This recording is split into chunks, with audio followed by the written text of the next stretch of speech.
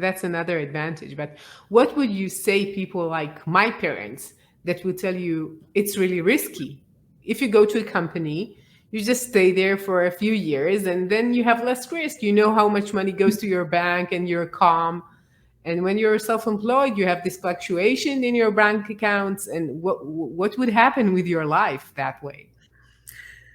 I completely understand that argument, but I feel like anybody who has been watching the world and the economy knows that that fundamental premise is flawed.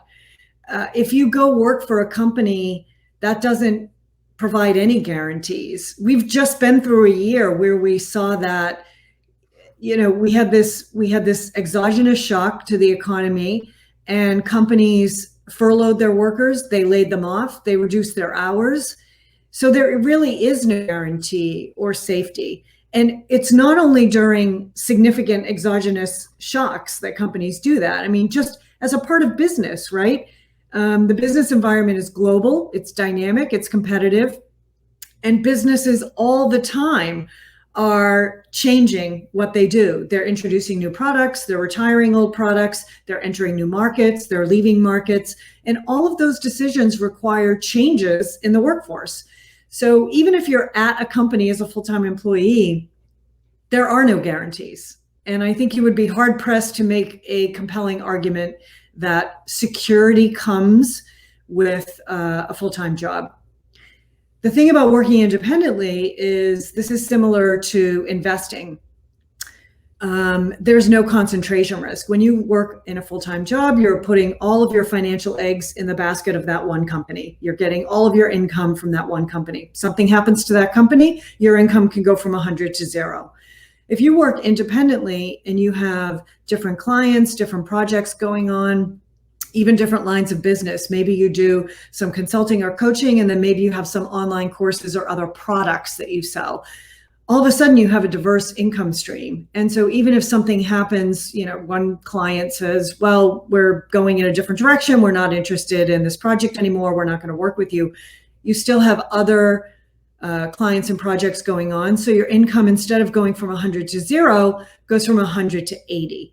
And there's stability and security in that diversification. I think that's really the big lesson to be taken away. So I would challenge that boomer perspective as being outdated. Yeah. Like what you said about being like you're both a VC and you're investigating independent workers. And I would say that what you're saying is that we should see our career as building a business that need to have like a portfolio of opportunities, and we should sustain some of them in order to be more, first, content and maybe express our talents, and second, to have less risk in our lives currently. I think that's true. I think that's a good way to put it is, with diversification comes reduced risk. And that doesn't mean, I think the other way to think about it too is to think about your career as a portfolio.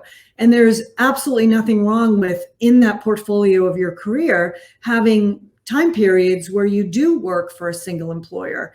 And the way to think about that is, well, I am putting all my financial eggs into the basket of this one employer, but I think that risk is mitigated by, for example, the amazing opportunity that this offers me to develop my skills or expand my network or position me better for the future. Or I think the risk is mitigated by, the amazing brand name that this employer has. And I think that will open so many doors for me in the future.